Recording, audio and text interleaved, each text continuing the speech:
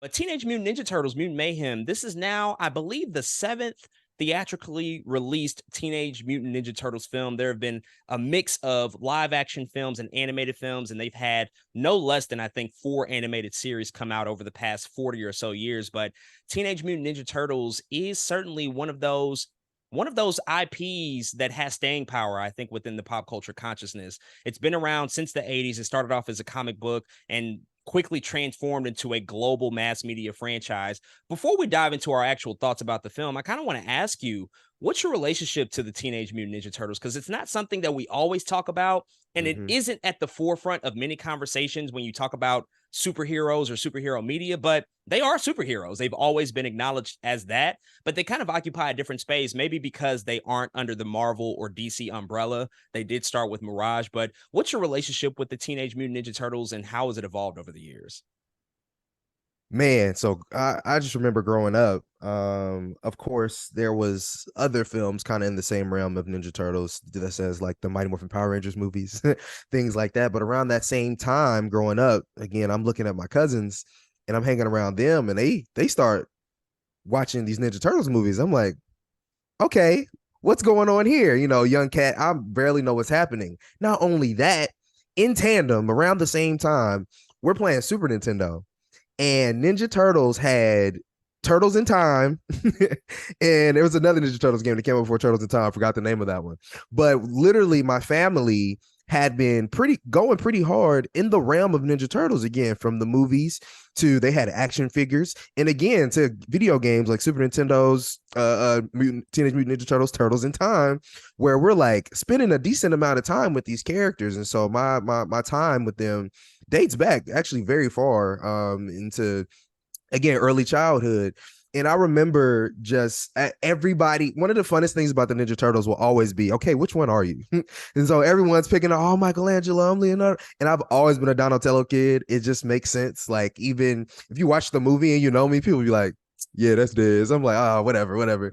But it's always been really cool, I think, to I think somewhat relate to just these turtles. They don't look anything like us, but they have the personalities of real kids. And so that's kind of always been my relationship to Ninja Turtles. And then post that, in my own, outside of my cousin's realm and in their wing, growing up watching other Ninja Turtles cartoons. I mean, there was almost always a Ninja Turtles cartoon kind of on TV, you know what I'm saying? Almost at all times throughout. I mean, WB Kid, I mean, you wake up in the morning, it's probably a Ninja Turtles cartoon that's about to come on. And so I definitely miss those times. Not only that though, but kind of as adjacent, there's actually an Easter egg Loki in here I just thought about, which is really cool. Not only that, but Ninja Turtles, Daredevil, and what is it? And Jackie Chan Adventures all share like this same vein of whatever the hell's going on, right? Starting with Daredevil, where like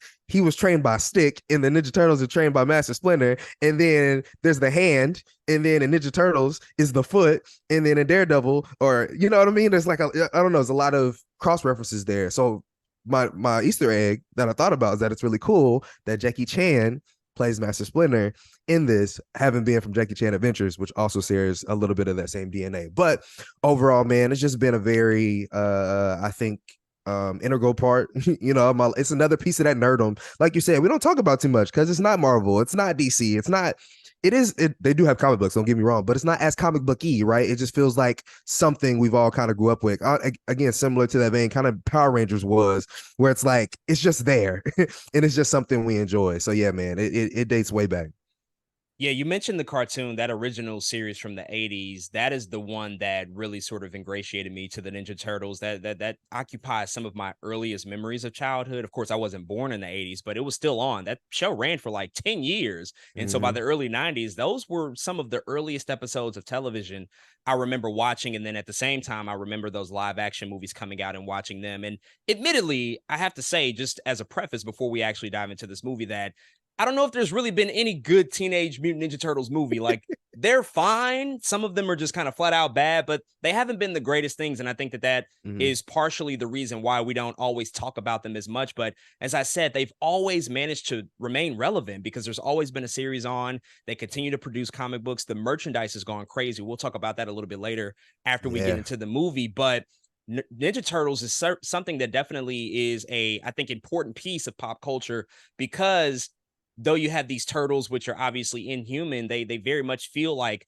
these kids that we can relate to because of the references that they say, because of the fact that they are supposed to be teenage in nature, and we all go through sort of Mhm. that phase there. But I think it's been one of those things that's always found a way to just kind of stick around. That TV show was syndicated so heavily all the time. Like, even if you didn't have a certain channel, like at some point you would eventually see it. There's always some sort of way to watch Ninja Turtle stuff. And I would also have to credit Paramount that lately they've been doing a really good job at gathering all of those TV series and all of those past movies and putting it on their platform to make it available in case people want to go back and watch those legacy stories. And so, with all of that out the way, man, I do want to get into the actual movie here. This is a movie that was developed really by Seth Rogen and Evan Goldberg. We talked about them a few weeks ago with their latest comedy film, Joyride, and their production company, and just all the different pockets of things that they've been into. And this is kind of the latest adventure that they've decided to tackle, Ninja Turtles. Now, they have also tackled other comic book properties before with things like Invincible and The Boys.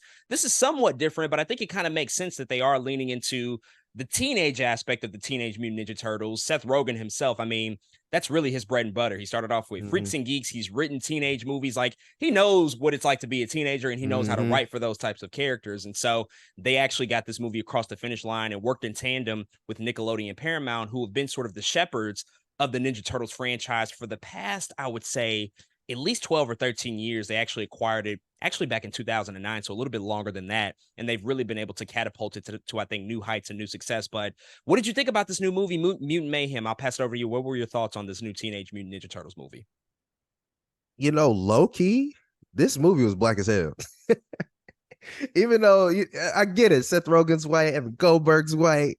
This movie black as hell. Are First, they white? one of the right, one of the reasons I think is pop culture in general is one of the blackest things there is, right? Black people are just so influential that usually when things are so pop culture heavy as this movie is, it just feels black. The references feel black. They bring up Drake, Beyonce, and other random, you know what I'm saying? Like things that feel like, dang, feels like something a black person would say.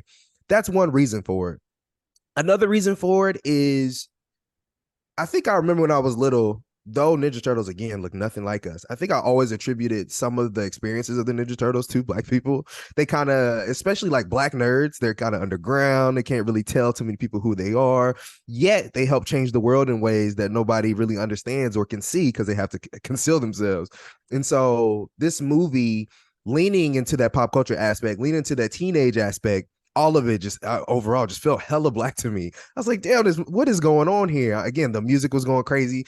And then you add on Ice Cube, who was having the time of his life in this movie. I mean, Ice Cube is kicking it in this film, y'all. I mean, he's cussing, he's making references to Missy Elliott. It's just it's really wild, kind of the things they were letting Ice Cube do. But that unhingedness, I think, or that they allowed Ice Cube to have in this movie, I think really also help it in the end as he played the villain of Superfly. And so I really enjoyed Ice Cube in this film. I really enjoyed, again, just us being able to say these are real teenagers. Like they are legit.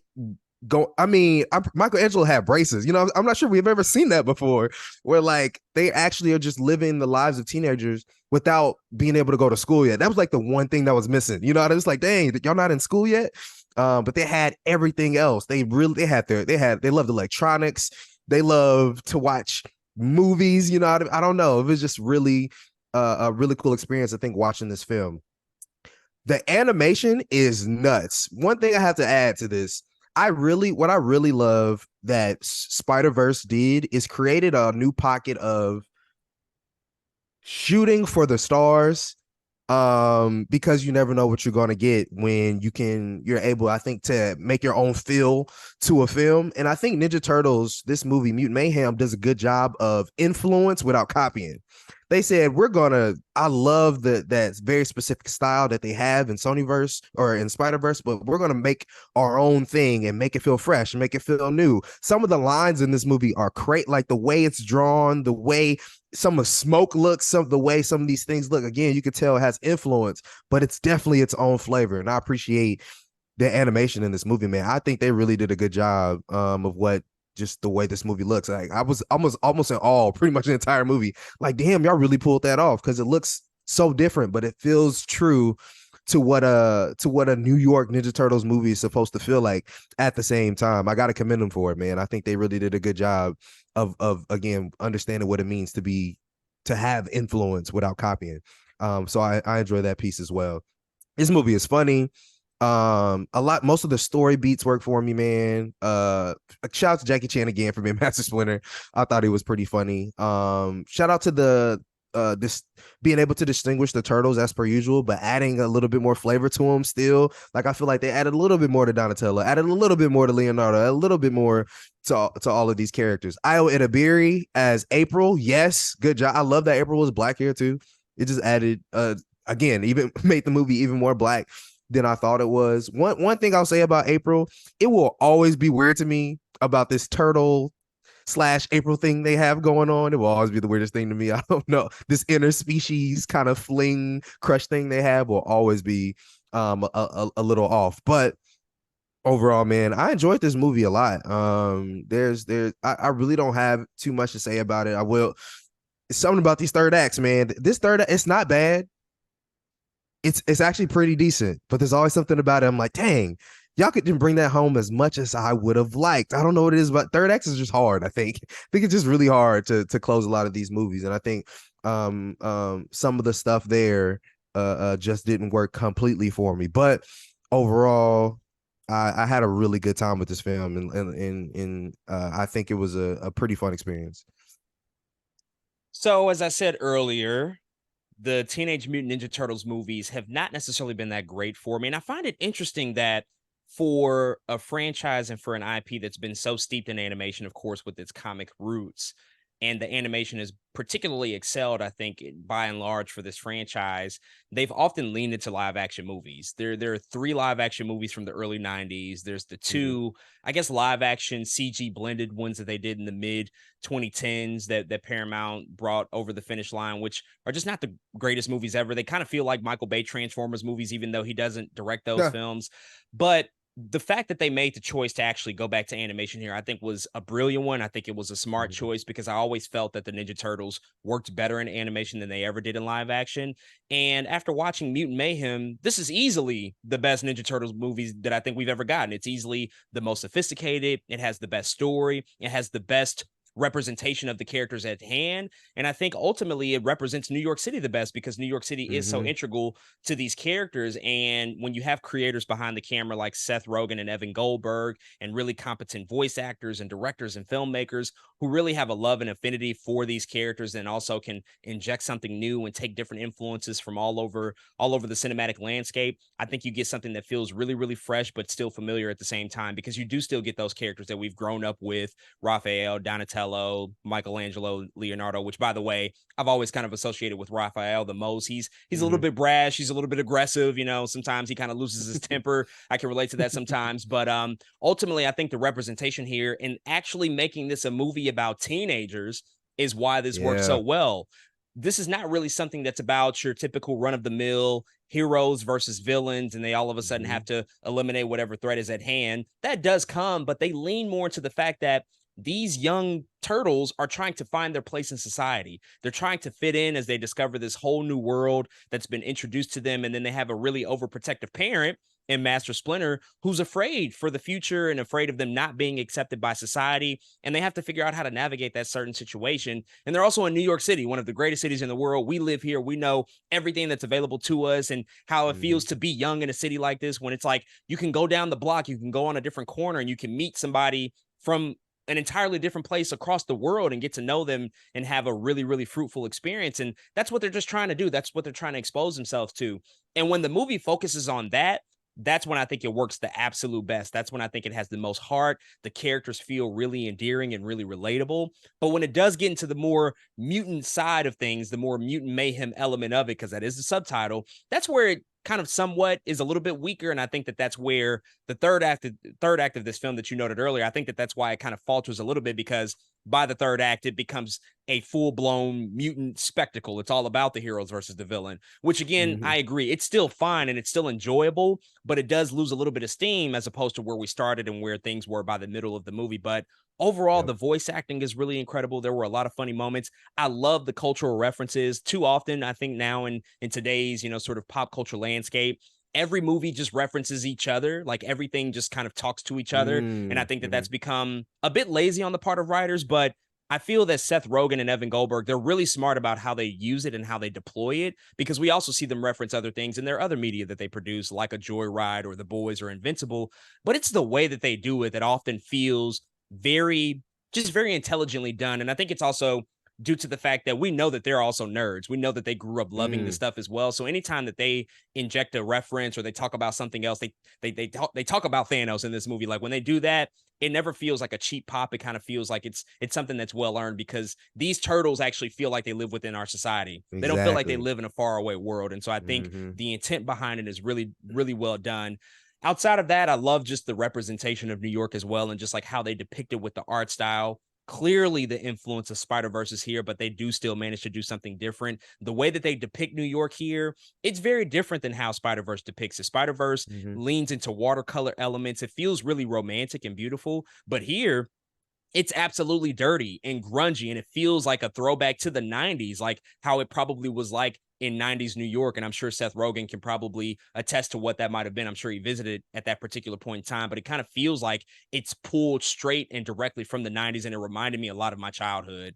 And so all of those things really, really worked for me. I think that this was a super fun time at the movies, and it certainly exceeded my expectations. And as I said, I think it's the best Ninja Turtles movie that we've gotten so far. So I can't wait to see what else they do. But I do want to ask you something, because one of the things that has been really interesting to observe really this entire summer, especially within the landscape of superhero films, but really even big budget blockbusters, is kind of the underperformance of movies at the box office. Just things have been all over the place. Obviously, Barbie and Oppenheimer just rejuvenated the box office in a really, really massive way that we haven't seen in quite some time. But many other films, especially in the superhero spectrum, have underperformed. That's just like the only way to call it at this point.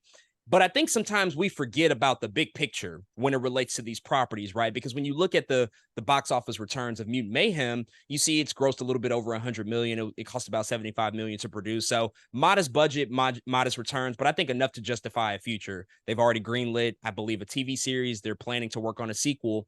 But when you step outside of that and look at the big picture, this is an incredibly lucrative franchise. And Deadline actually published an article after the movie released and noted that this year alone, Ninja Turtles is approaching $1 billion in retail sales. Not only that, ever since 2013, when the property was acquired by Paramount, it's accumulated more than $8 billion in retail sales. On top of that, they have 400 different licenses that they've launched for this movie. They have retail options and appearances at more than 25,000 doors across the world. They have activations in 220 markets across the world. So this is a multi-billion-dollar franchise, even though the box office doesn't quite say that, even though this movie isn't pulling in the Super Mario Brothers movies numbers. On the back end, when you look at the retail, you look at the merchandise. Hell, I'm wearing a t-shirt right now. If you're watching on YouTube, you can see people buy this stuff. People are very much into the Ninja Turtles franchise. So what are your thoughts about that we sort of live in a day and age where I think sometimes we kind of jump the gun and say like, well, why do we have another one of those? Why do we need that? Nobody's really going to go see it. And when you look at the box office numbers, you could probably justify that type of statement. But when you actually peel back and look at the full scope and the full picture, it's like, oh, well, there's no way in the world they wouldn't mine this property and this IP for everything it's worth, because it actually is super lucrative. Yeah, in some ways, I think Ninja Turtles is it's kind of anomaly in that way, where I think no matter what happens, it will always be lucrative. No matter what they're doing, it's something about these characters that they've created and something about this world of these characters living in New York that they've created that just resonate with people. Not only that, but this is one of the few franchises that literally spans, I mean, you name it, and Ninja Turtles is probably there. Literally 2 years ago, early last year, Xbox and PlayStation game came out. Teenage Mutant Ninja Turtles Shredder's Revenge. It won like all kind of awards. Like, and it's literally in the game, it still has the style of the Super Nintendo video games. This isn't like a new idea, people are just like, damn, this game is good. It feels like old school Ninja Turtles. Let's play it. And again, the game did tremendous. Something about Ninja Turtles, man. People really like the action figures. I know. A lot of people are still collecting these Ninja Turtle action. It is kind of crazy. Like you said, the shirts still go hard. Ninja Turtle shirts are some of the coolest nerd shirts you could buy. To be honest, a lot of Ninja Turtle shirts are better than a lot of Marvel shirts. I'm gonna be honest. Like there's something about it. Yeah. They just make them better. And it's just one of those franchises that exists like that. And again, it's just one of those anomalies. Even I'm thinking about the way how Barbie works, right? This all happened in the midst of Barbenheimer. Barbie and its toys are about to go nuts. A lot of these other superhero properties don't necessarily have the luxury of that, right? We talk about Ant-Man Quantumania underperforming. People ain't out here buying no Ant-Man toys. They're not playing the Ant-Man game. They're not, you know what I'm saying? There's no Ant-Man cartoon on TV currently.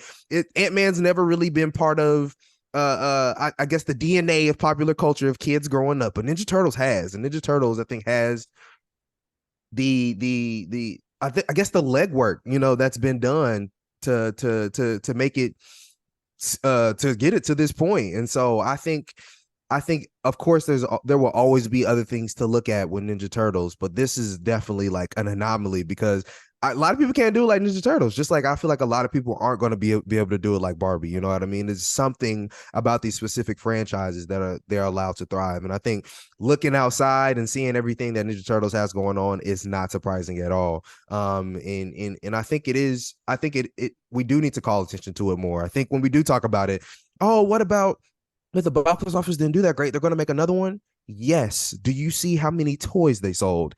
Absolutely. Absolutely, yes. They're absolutely gonna make another one because all it takes is a couple kids to go into the movie theater, watch these, and now there's a new generation of kids who love Ninja Turtles just as much.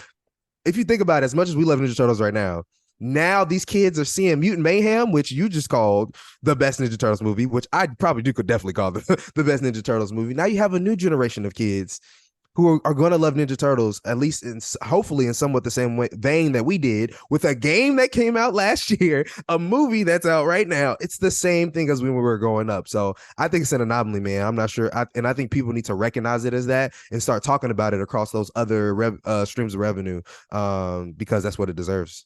Yeah, and I think that this movie, I mean, once again, it was only made for $75 million. And I believe with a lot of those other big budget blockbusters that we talk about, they've also underperformed because they cost way too much money. And that's just been a constant conversation if you pay Facts. attention to film Twitter and just like the underperformance of movies like Mission Impossible, Indiana Jones, Ant-Man and the Wasp, Quantumania. They cost an exorbitant amount of money, almost an arresting amount of money to where it's nearly impossible to turn a profit. But when you can make something on a small scale for 75 million, you don't have to make Mm-hmm.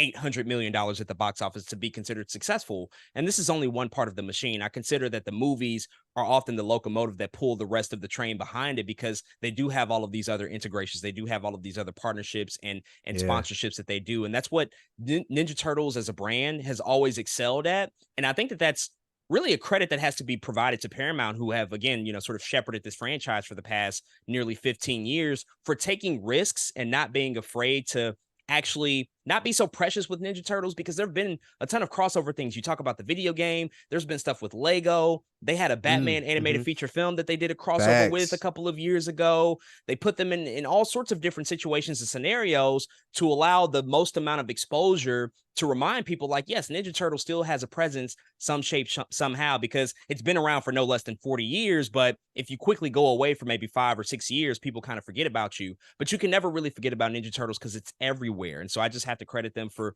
really being smart and strategic with how they position this IP to the general audience. And it's certainly reaped the benefits as we see billions and billions of dollars in retail and merchandise and toys and video games. All of that stuff adds up to the bottom line of why they support this type of property and this type of IP. So I'm in full support of them doing another TV series and another movie. One last thing I want to ask you before we do move on. We sort of referenced it earlier in this review, is the influence of Spider-Verse. And we talked a lot about this with the Spider-Verse review we did a couple of months ago, and just the profound impact that film has had across Hollywood, especially as it relates to animation. And it finally feels like studios and animators, especially on a big budget mainstream scale, it feels like that they finally have gotten the shot in the arm that I think animation has kind of needed in a Mm-hmm. while. especially in the mainstream, because I'll be the first to admit, and I'll be honest about this, that a lot of the mainstream animation that we get from companies like Pixar or Walt Disney Animation, DreamWorks, they just haven't been working for me. It's a couple of wins in the midst of a lot of really average, Yeah. sometimes even mediocre movies. And I think Mhm. that's been the case for at least a few years now. Maybe that's just due to the fact that 3D computer animation has kind of run its course. I don't know. It's certainly evolved and it's grown. And films continue to be exceptionally beautiful. We see that all the time, but for some reason they don't hit like they quite used to. But I think the Spider-Verse has done something and has sort of woken everybody up to just showcase the possibilities. And now we can also see it in a movie like this, in a movie like The Mitchells versus the Machines. What would you say to that? What would you say about a movie like Ninja Turtles? Again, not necessarily replicating the style one for one, but clearly taking influence from it, doing something uniquely on its own, and once again providing us with an experience that kind of feels above average compared to some of the other recent outputs that we've gotten from companies like Pixar or DreamWorks. I think there's a couple things. One, I think that overall, the this landscape of animation has it, like you said, it needed to evolve. Something was wrong. But I think companies like Pixar in a lot of ways got too comfortable, right? Where a lot of their greatest hits come from the beginning, right? Toy Story, when it first came out, A Bug's Life, when it first came out, everybody was like, what are these people on? And now I think there's a new sense of hunger. People have now stepped up to the plate, right? There's just new contenders who are just as hungry as when Pixar was when they first came out. They don't only want it to look beautiful, but the story got to be right and the story got to be tight in order for people to show up the way they do. And I think Sony in some ways is new to the animation game, right? When we talk about animation 10 years ago, nobody was like, oh man, can't wait for the new Sony movie to come out. No, everybody was like Disney, Pixar, DreamWorks, right? That was the thing. And so it feels like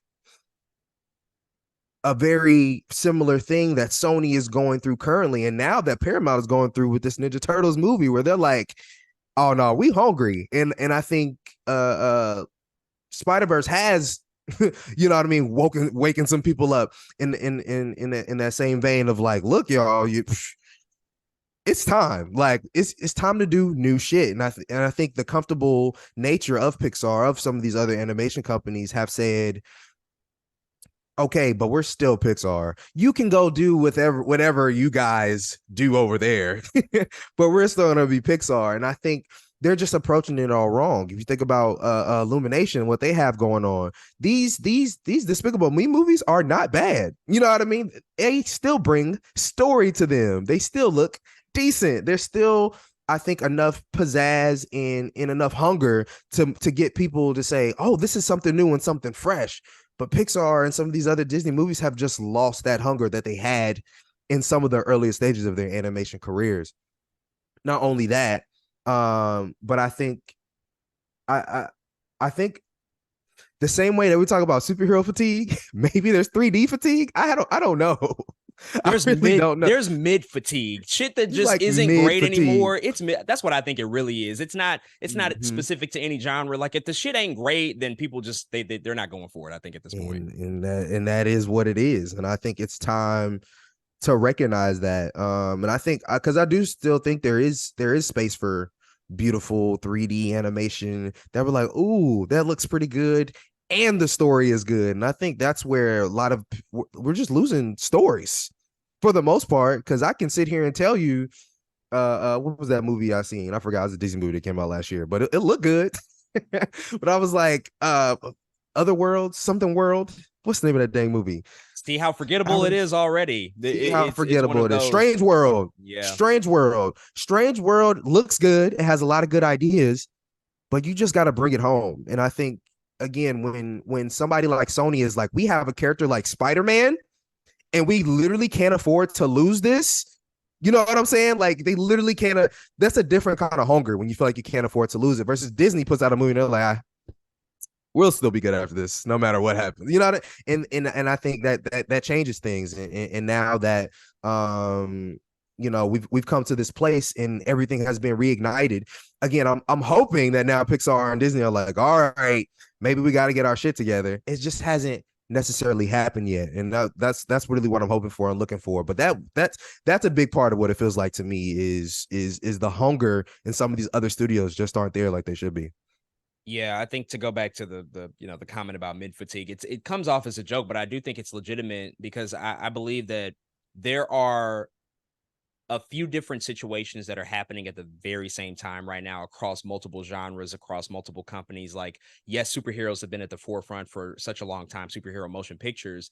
And now the conversation is heavily leaning into like, well, is the superhero boom, is the golden age of superhero movies over? But I think alongside that, we also have to still take a look at animation because there have been challenges there. We have to take a look at legacy stars who are stepping back up to the plate to do the sixth or seventh sequel of a movie and look at why things aren't necessarily hitting the same way there. I think Mm-hmm. all of this is happening at the same time. And we can't forget that the pandemic has a very, very large part to play in this, and the fact that we were conditioned to watch things in a certain way, especially as it relates to specific genres, for at least 2 years. And animation took a significant hit there because you had a company like Disney who sort of trained us to say, well, yeah, you're going to watch Soul on Disney Plus, you're going to watch Turning Red on Disney Plus, you're going to watch Luke on Disney Plus, and now Mm-hmm. you expect us to just hop back up and come back to the movies. Well, if the movie isn't great, that's not necessarily going to be the case. I know you and I didn't really enjoy Elemental. It's doing okay now at the box office. It was more of a long play. Mm-hmm. It's not the super smash breakout hit that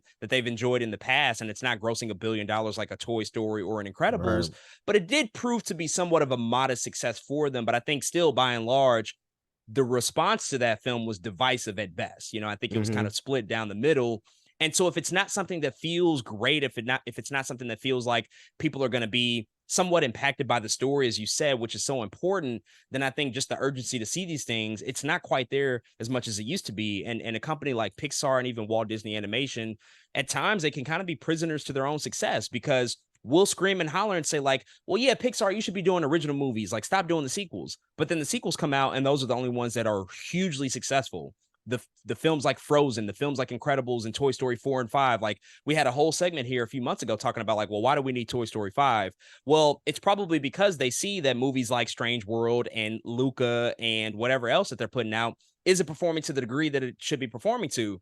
But they also Mm-hmm. have to look inward and say, well, what did we do wrong with this film? Why did it not resonate as much as something else? Why did it not permeate the cultural conversation as an original hit as some of our former films did? Because Incredibles had to be an original film at some point in time. Toy Story had to be an original film. Like, they didn't start off as sequels. So you have to Right. start somewhere in order to create this franchise that you so desperately want as a company.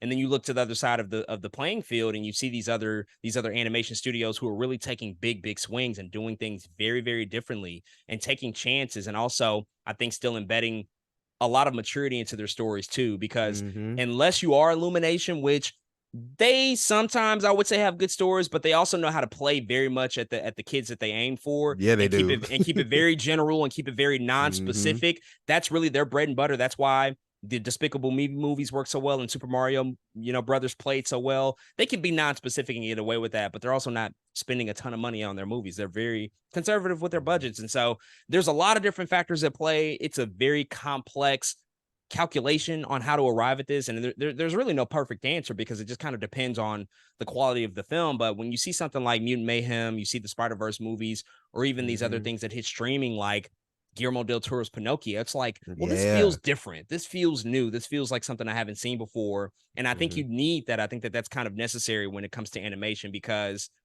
I don't want to say it's limited to what you do, because that's the opposite of animation. You can literally do anything. Like, you can get as creative as you really want. There are no limitations really. But I do think that some of these studios have lost that desire to kind of be at the forefront of the Mm-hmm. messaging of what they're trying to do to push the medium forward. And now you're getting these smaller studios who don't have as many films in their backlog to say, like, well, we can bring something new. We can introduce new ideas and new concepts and new art styles, all that stuff. So it's really kind of a perfect storm of like where things are right now. I'm super excited about the future of it all, but we will certainly have to see. But folks, those are all of our thoughts on Teenage Mutant Ninja Turtles Mutant Mayhem. If you've checked out this movie, definitely hit us up and let us know what you think.